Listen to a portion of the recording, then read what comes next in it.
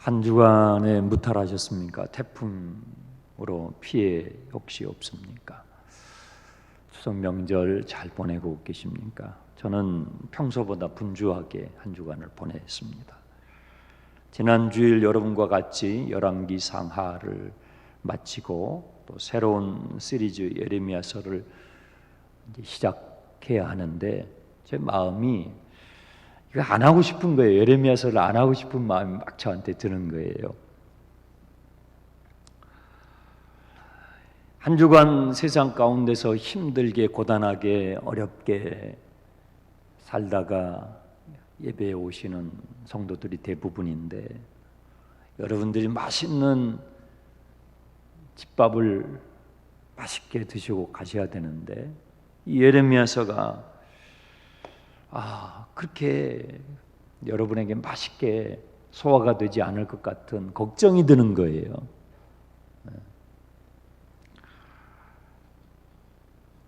이 예레미야서는 구약 성경에서 가장 긴 책입니다.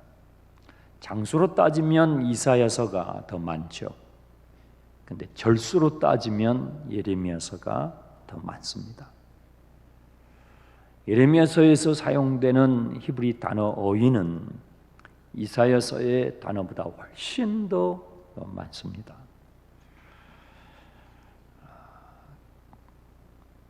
저에게 이 예레미야서를 시리즈를 하고 싶지 않는 이 마음이 자꾸 생겼음에도 불구하고 오늘 여러분에게 이렇게 예레미야서를 다시 시작할 수 있게 된 연유는 제가 여러분에게 약속을 했기 때문이기도 하지만 저도 주님께 순종을 해야 하기 때문에 그런 것이죠. 시기적으로 예언서를 다루는 때가 지금이 적기라는 생각이 들어요. 하나님의 말씀을 우리가 나눌 때에도 저와 여러분이 처해 있는 역사적 상황이라고 그러죠. 그 상황이 잘 이렇게 맞아야 되거든요. 그런데 지금 세계가 지금 전염병으로 다 우리는 마스크를 지금도 쓰고 있잖아요. 또 그 와중에 전쟁이 일어나죠. 그 와중에 한쪽에서는 물난리가 한쪽에서는 불난리가 기근이 들고 화재가 나고 이런 때에 우리는 편안하다 하는 그런 달콤한 그럴듯한 말씀보다도 하나님의 예언의 말씀을 예언서의 말씀을 귀 기울여 드려야 될 때가 아닌가 싶습니다. 또 제가 예언서를 이 예레미야서를 해야 되겠다 순종해야 되겠다 마음을 먹은 것은 이 예레미야서가 예수님을 생각나게 하는 책이라는 거예요. 예수님께서 제자들을 데리고 가이사랴 빌립보라는 지방에 가셨을 때에 주님께서 제자들에게 질문을 하십니다. 아주 의도된 질문이죠. 사람들이 나를 인자를 누구라고 부르더냐? 질문을 하셨어요. 그래서 제자들이 대답을 합니다. 예수님, 더러는 예수님을 세례 요한이라고도 하고요. 더러는 예수님을 엘리야라고도 하고요. 더러는 예수님을 예레미야 같은 선지자라고도 하더이다. 회개하라 하나님 나라가 가까이 왔다라고 예수님께서 복음을 전하실 때에 어떤 사람들은 그 예수님의 모습을 보면서 세례 요한을 떠올렸어요. 병자들을 고치고 귀신을 내어 쫓고 기적을 행하시는 그 예수님의 모습을 보면서 어떤 사람들은 엘리야를 떠올렸어요. 그런데 어떤 사람들은 예수님을 보면서 누구를요? 예레미야를 떠올렸어요. 여러분, 예레미야서는 예수님을 떠올리게 하는 책이에요. 우리의 믿음의 주요, 우리의 믿음을 온전케 하시는 예수 그리스도를 닮아가는 것, 그 예수 그리스도를 알아가는 것, 그분을 배워가고 그분을 닮아가는 것이 우리 신앙생활의 핵심이잖아요. 그런데 예레미야서는 예수님을 떠올리게 하고 예수님을 닮아가게 하는 책이란 말이에요. 그래서 저도 순종하고 예레미야서를 시리즈를 시작하게 됩니다. 사람들이 여러분을 볼 때에 누구를 떠올릴까요? 추석 명절에 일가 친척들을 한 번씩은 보게 되잖아요. 그러면 조카들도 여러분 볼 것이고 자녀들도 여러분을 보게 될 텐데, 사람들이 여러분을 볼 때 누구를 떠올릴까요? 사기꾼, 도둑놈을 떠올리면은 문제가 심각하죠. 사람들이 왜 예수님을 보면서 예레미야를 떠올렸냐 이 말이에요.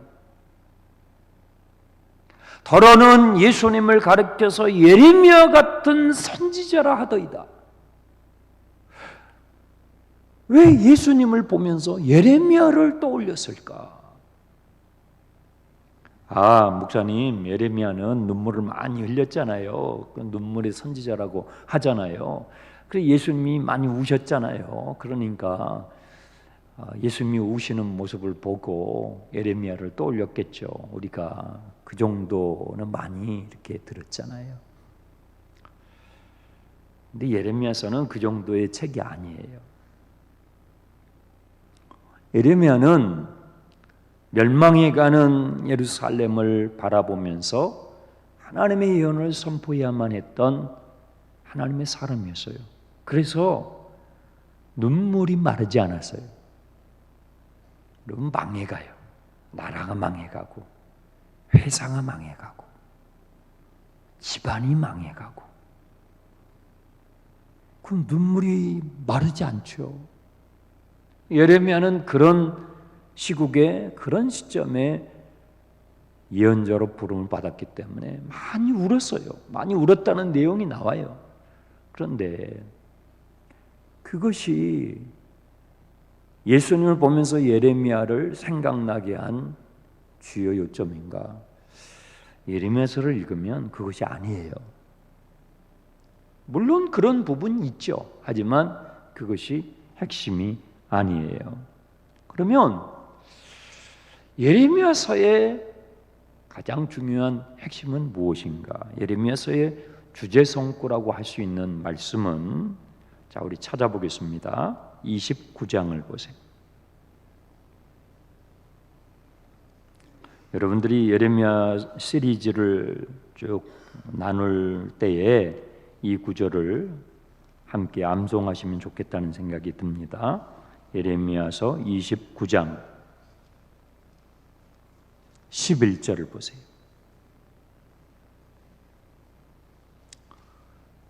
함께 읽습니다. 여호와의 말씀이니라. 너희를 향한 나의 생각을 내가 아나니 평안이요 재앙이 아니니라. 너희에게 미래와 희망을 주는 것이니라. 다시요. 여호와의 말씀이니라. 너희를 향한 나의 생각을 내가 아나니 평안이요 재앙이 아니니라. 너희에게 미래와 희망을 주는 것이라. 예레미야서는 눈물을 흘리는 책, 그것이 전부가 아니라는 거예요. 재앙을 주어서 나라가 망할 것이다, 심판을 받을 것이다, 그것을 보면서 눈물만 주룩주룩 흐르는 그런 책이 아니고, 재앙이 아니라 평안이요 너희에게 뭐예요? 미래와 희망을 주는 책이다. 여러분은 희망이 전혀 보이지 않는 상황 가운데서 어디에서 희망을 찾으세요? 여러분의 집안에, 여러분의 회사에, 여러분의 주변 상황에서 희망이라는 것이 사그라져 갈 때에, 여러분의 마음에 희망의 불씨가 꺼져갈 때에 여러분 어디서 희망을 발견하십니까? 희망은 어디 있을까요? 그래서 저는 이 예레미야서 시리즈의 주제를, 전체 주제를 하나님이 희망이시다 이렇게 정했어요. 여러분, 하나님이 희망이십니다. 따라서 해볼까요? 하나님이 희망이시다.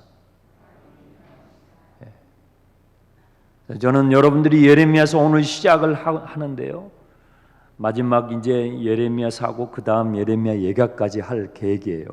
아주 제가 그냥 저를 위해서 많이 기도해 주시기 바랍니다.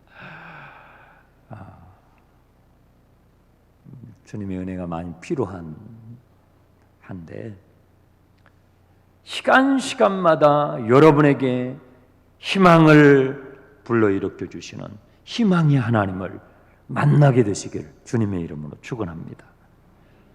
자, 이제 다시 본문으로 돌아오셔서 1장 1절 예레미야 속으로 들어가 보겠습니다.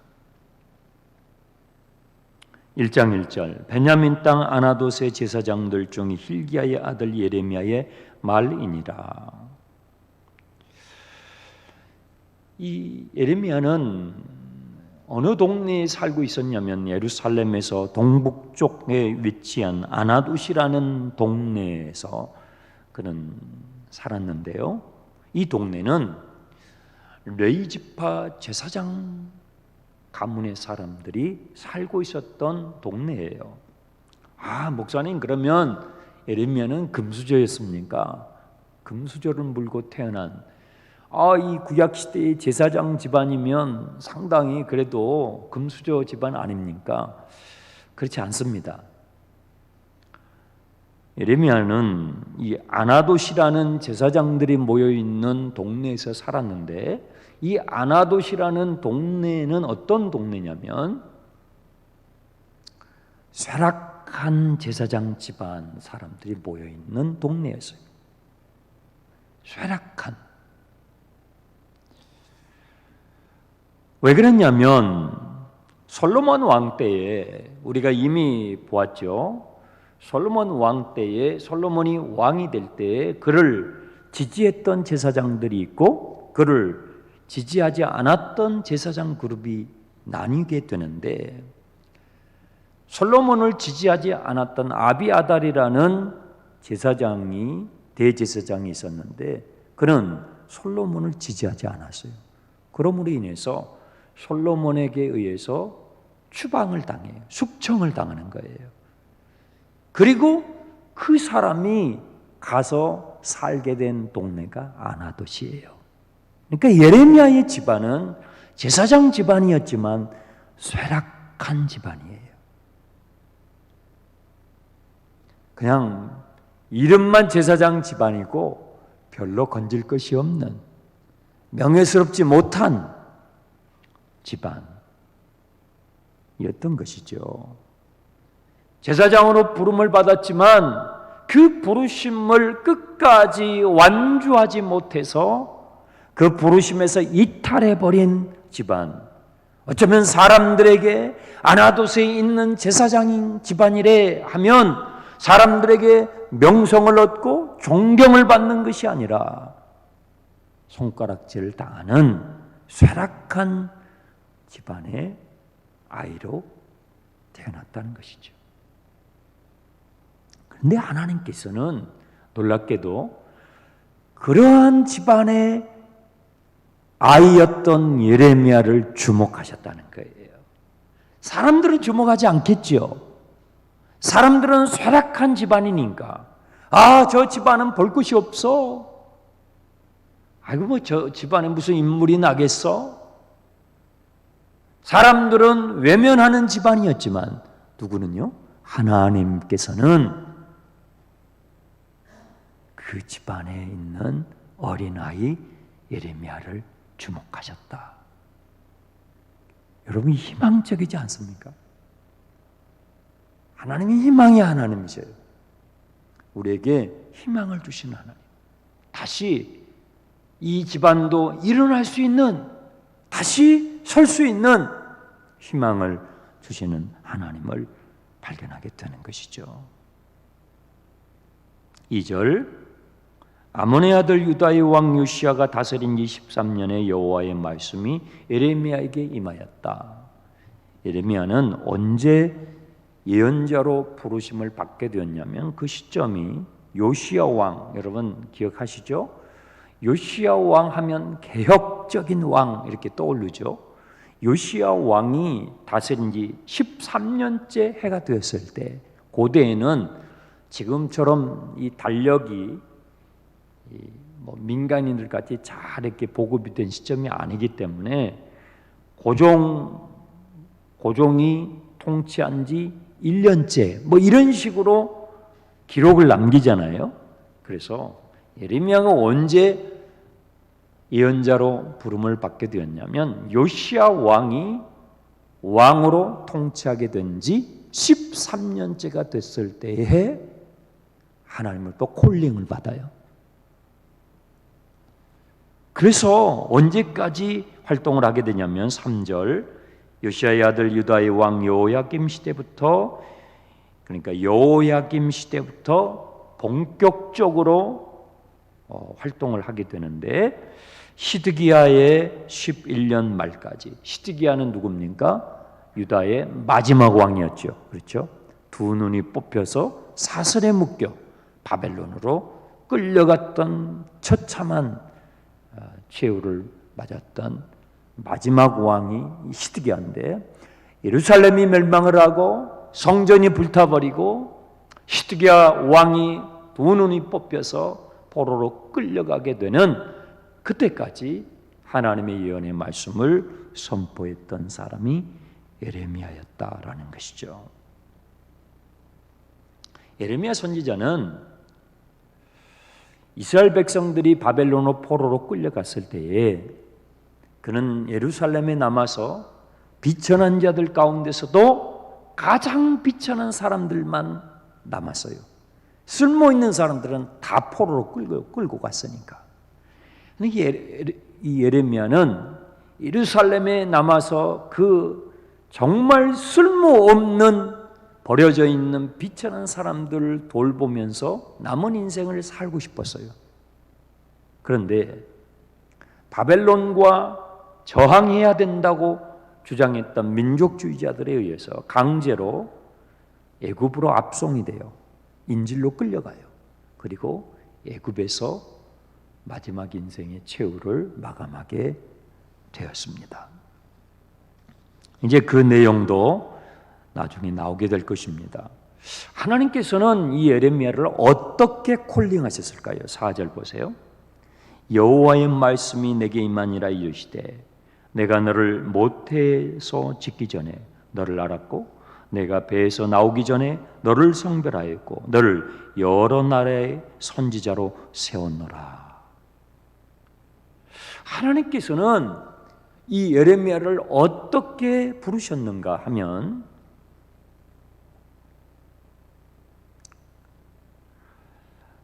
모태에서 짓기 전에 내가 너를 알았어.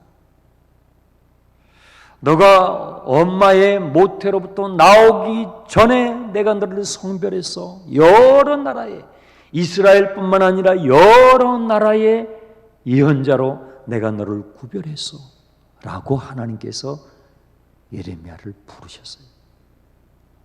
여러분, 우리의 인생은요 우연한 존재가 아니에요.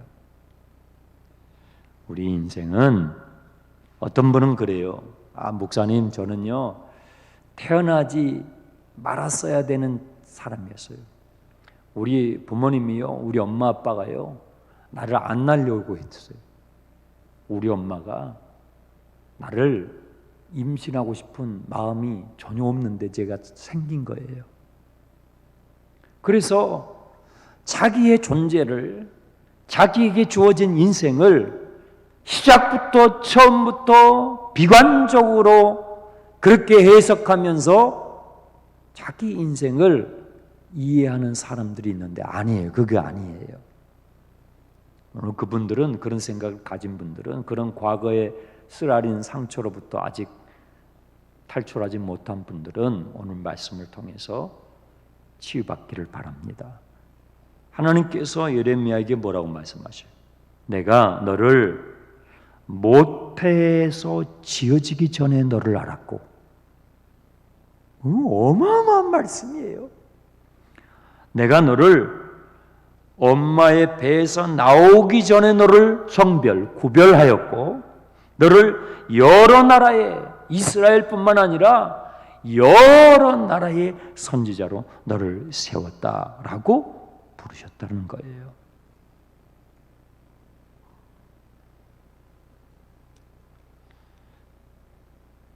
모태에서 지어지기 전에 나는 하나님에 의해서 아심받은 존재.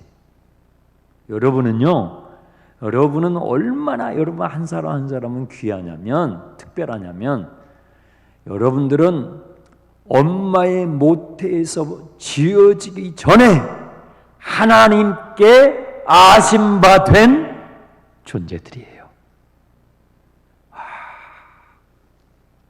내가 여러분 그렇게 귀한 존재. 그러니까 우리 엄마 아빠가요, 나를 계획하지 않았는데 죄를 지어가지고 그냥 태어난 거예요 하면서 자기의 존재를 비천하게 하잘것없는 존재로 그렇게 해석하지 마세요. 비록 인간이 엄마 아빠가 실수해가지고 결혼도 하기 전에 실수해가지고 여러분이 툭 튀어났다고 봐요. 그럴지라도 아까 우리 교동문에 나와요. 어머니가 죄 중에서 나를 잉태하실지라도 하나님이여 나를 정결케 하소서. 여러분, 우리는 그런 존재예요. 부모가 우리를 죄악 가운데서 출생했을지라도 하나님은 우리를 귀하게 보시고, 하나님은 우리의 죄를 정결케 하시고, 하나님은 우리를 하나님의 목적으로, 하나님의 놀라운 목적으로 우리를 사용하시기 위해서 우리를 출생케 하셨다는 것을 믿으시기 바랍니다. 그래서 여러분의 출생에 대해서, 출생의 아픔, 고아원에 있는 아이들, 고아처럼 자란 아이들, 그런 아이들은 성인이 돼도 그 깊은 그 아픔을 갖고 살아가잖아요. 그럼 어떻게 그걸 치유하냐고요? 그건 사람은 치유할 수가 없어요. 병원에서, 정신과 병동에서 그거 치유할 수가 없어요. 내가 죄악 중에 출생했을지라도 하나님은 나를 정결케 하시고, 하나님은 내가 모태에서 지어지기 전부터 나를 아심바 되었고, 나에게 출생을 허락하신 것은 특별한 하나님의 목적을 이루기 위하여 나를 불러주셨다는 것을 여러분 믿으시기 바랍니다. 그럴 때에 우리는 과거의 아픔으로부터, 출생의 아픔으로부터 벗어나서 우리는 희망찬 미래로 나아갈 수가 있게 되는 것입니다. 하나님이 예레미야를 그렇게 부르시는 거예요. 집안이 쇠락하고 하나님 앞에 불순종해가지고 부르심을 끝마치지 못해서 쇠락한 집안이라고 하나님께서 예레미야를 꾸중하시는 게 아니에요. 내가 너를 모태에서 짓기 전에 내가 너를 알았고, 너가 모태에서 나오기 전에 내가 너를 성별하였고, 내가 너를 여러 나라의 선지자로 특별한 목적을 위해서 내가 너를 불렀다라고 주님께서 부르시는 거예요. 그러니까 우리는 함부로 살 수가 없고, 우리는 어린 아이일지라도 함부로 취급하면 안 돼요. 함부로 대하면 안 돼요. 여러분, 낙태는 하나님의 뜻이 아니에요. 혹시 여러분 가운데 낙태를 할까? 혹시라도 그런 생각 아예 지우세요.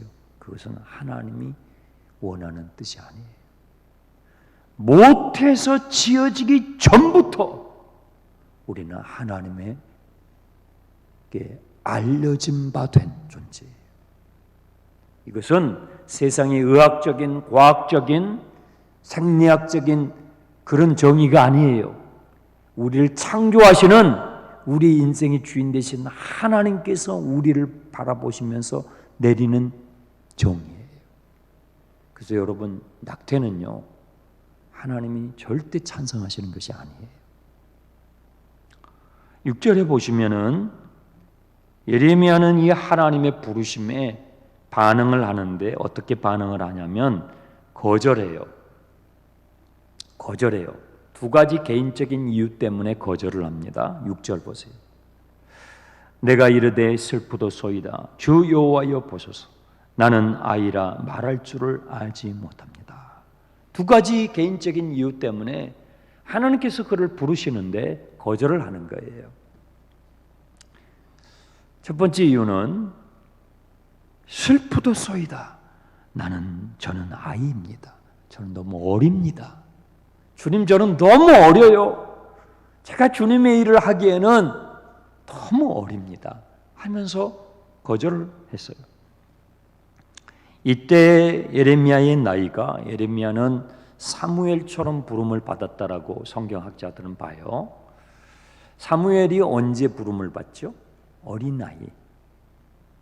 엄마가 100일이 돼서 이제 그 아이를, 그리고 이제 젖을 뗐을 때에 그 사무엘을 데리고 엘리 대제사장에 가서 맡기잖아요.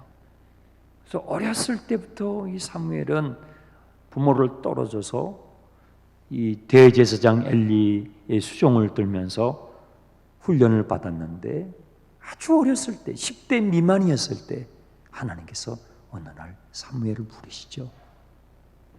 그와 같이 예레미야는 그 어린 나이에 부름을 받아서 말하는 거예요. 주님, 저는 너무 어려요. 제가 이렇게 어린데 어떻게 주님의 일을 한단 말이에요. 하고 거절을 했어요. 두 번째 이유는 주님, 저는 말을 할 줄 몰라요. 말 주변이 없어요. 말 주변이 없는 제가 어떻게 주님의 일을 하겠습니까? 여러분, 예언자는, 선지자는 하나님의 대변인 역할을 해요. 여러분, 대통령실 옛날에는 청와대였죠. 청와대에 대변인이 있어요. 그래서 그 사안마다 대통령이 직접 말을 할 수가 없어요. 대통령이 처리할 일이 많기 때문에. 그래서 대변인을 세워서 대통령 대신 대통령의 의사를 정확하게 전달할 수 있는 대변인을 세우는 거예요. 예언자는 뭐냐면, 예언자는 자기의 의사를 말하는 사람이 아니에요. 자기의 생각을 피력하는 자가 아니에요. 하나님의 의사를, 하나님의 말씀을 정확하게 전달하는 역할이 예언자의 역할이에요. 그런데 주님, 제가 나이가 너무 어리고 주님, 제가 너무 말주변이 없어요. 그런 제가 어떻게 여러 나라의 선지자로 부르신다고 하는데 제가 어떻게 그것을 할 수 있겠습니까? 주님, 저는 적합하지 않아요 하고 거절한 거예요. 여러분은 몇 살쯤 돼야 주의 일을 할 수 있다고 생각하십니까? 아유, 목사님, 저는 아직 나이가 어려서 저 그런 일 못해요. 여러분, 몇 살쯤 돼야 주님의 일을 할 수 있다고 생각하십니까? 어느 정도 준비가 돼야 주의 일을 할 수 있다고 생각하십니까? 목사님, 저는요 아직 준비가 안 됐어요. 저는 재주가 없어요. 저는 말을 못해요. 어느 정도 말을 할 수 있어야, 한국말, 영어, 일본어, 중국어 그런 걸 다 해야 할 수 있을까요? 어느 정도 준비해야 우리는 주의를 할 수 있을까요? 여러분, 주님께서 리크루트를 하실 때에 하나님이 필요로 하는, 주님이 필요로 하는 사람들을 이렇게 부르실 때에 어떤 사람들을 준비된 사람이라고 생각하냐면요, 잘 들어보세요. 나는 이제 준비가 됐어 라고 생각하는 사람은 아직 준비가 안 된 사람이에요. 나는 아직도 준비가 안 됐어 라고 생각하는 사람은 준비된 사람이에요.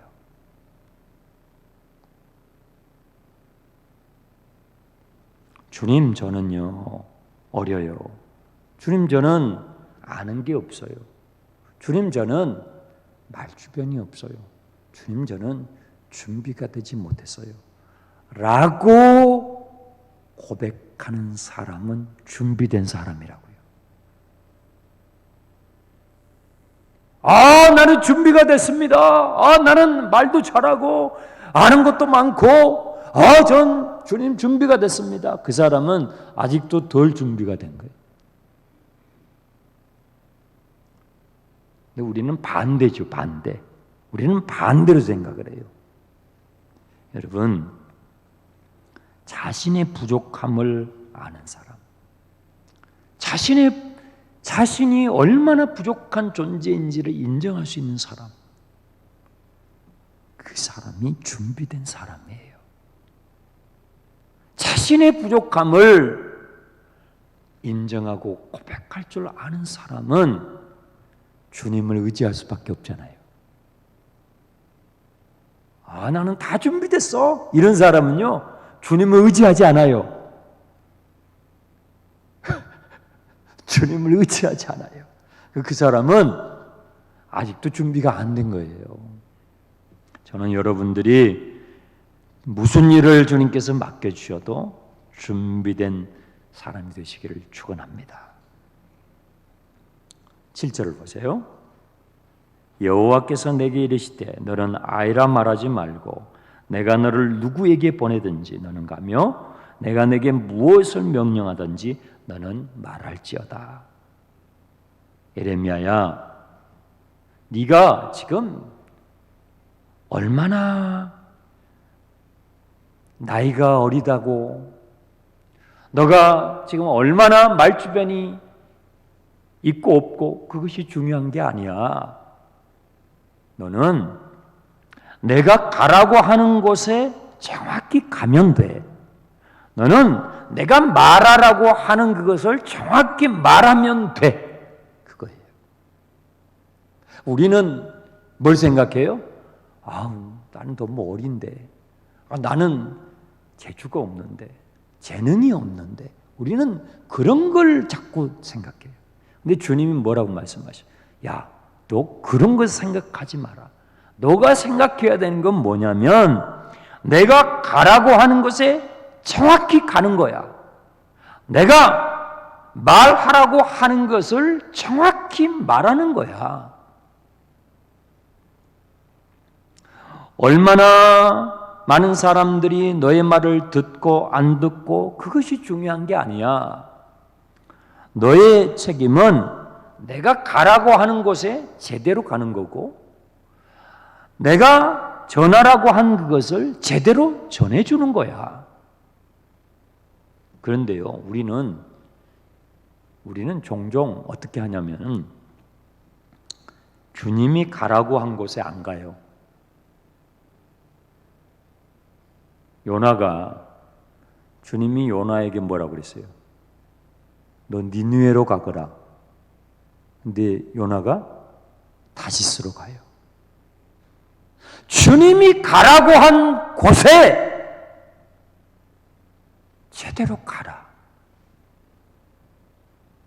근데 우리는 내가 가고 싶은 대로 가요. 그건 탈선이에요. 그건 부르심에서 탈선하는 거예요. 타락이죠. 우리는 주님이 전하라고 한 것을 전하지 않고 내가 전하고 싶은 것을 전하고 싶은 욕망이 있어요. 그러니까 제가 예레미야서를 안 하고 싶은 막 욕망이 있는 거예요. 예레미야서가 어렵게 느껴지는 거예요. 이 예레미야서를 주님, 저는 한 번도 이게 전체 시리즈를 해본 적이 없는데 제가 이걸 하게 되면 제가 지금 고생이 훤합니다, 주님. 우리 교회 성도들도 제가 이게 잘 이렇게 밥을 지어야 되는데 이런 저의 생각이 앞서는 거예요. 근데 뭐예요? 너가 말하고 싶은 것을 말하는 게 아니야. 내가 말하라고 한 그것을 정확하게 말하는 것이 너의 일이야. 이것이 우리 그리스도인의 부르심이에요.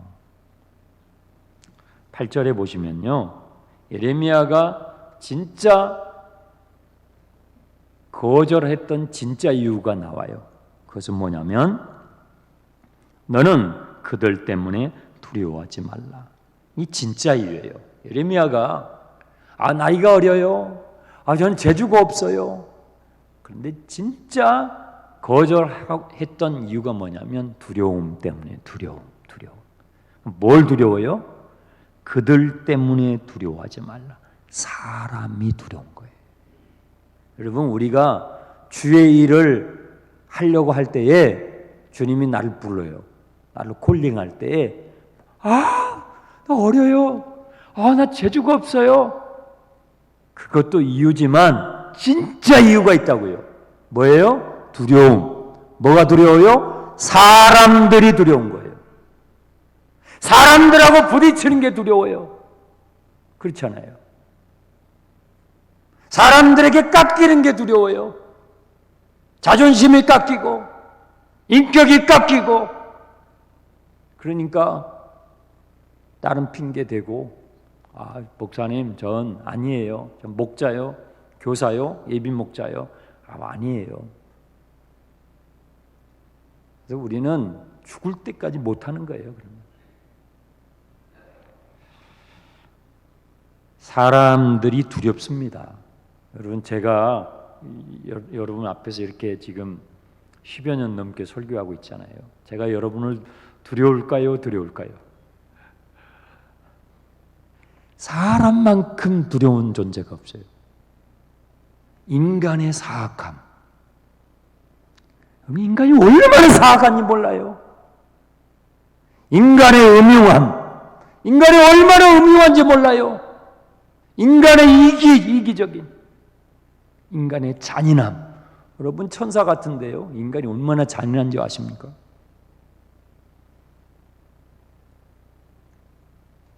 사람을 상대하는 것이 가장 두려워요. 왜 지금 전염병이 이렇게 창궐해요? 인간의 탐욕 때문이에요. 전염병이 이렇게 온 세상을 3년 이상 덮고 있는데도 전쟁이 일어나요. 왜요? 인간의 사악함. 인간만큼 무서운 존재가 없어요. 여러분만큼 무서운 존재가 없다고요. 여러분 한 사람 한 사람이 다 폭탄이에요.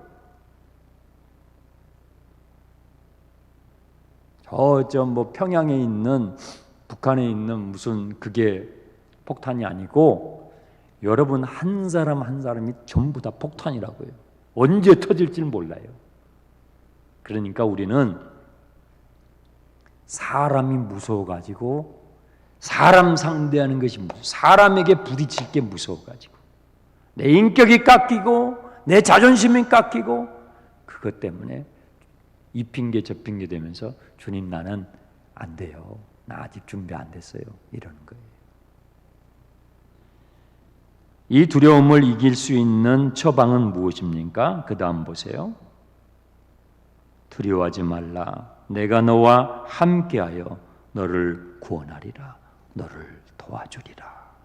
이거예요. 우리에게 있는 이 두려움을 이기는 처방은 하나님이 나를 부르셨다. 아멘 합시다. 하나님이 나를 아신다. 하나님이 나의 부족함을 아신다. 하나님이 나와 함께 하신다. 하나님이 나를 도와주신다 하는 그 확신이 두려움을 이기는 거예요. 그것이 이기는 거예요. 희망의 하나님. 나에게 언제나 희망을 주시는 하나님. 할 수 없다라고 하는 나를 아니야 할 수 있다라고 나는 너를 통해서 나의 놀라운 목적을 이루고 싶다라고 우리에게 도전해 주시는 그 하나님, 희망의 하나님, 그 하나님을 예레미야서를 통해서 날마다 만나게 되기를 주님의 이름으로 축원합니다. 기도하겠습니다. 하나님 아버지, 절망이 가득한 이 세상 가운데서 희망을 주시는 그 희망의 하나님을 매일매일 경험케 해 주시옵소서. 예수님의 이름으로 기도하옵나이다. 아멘.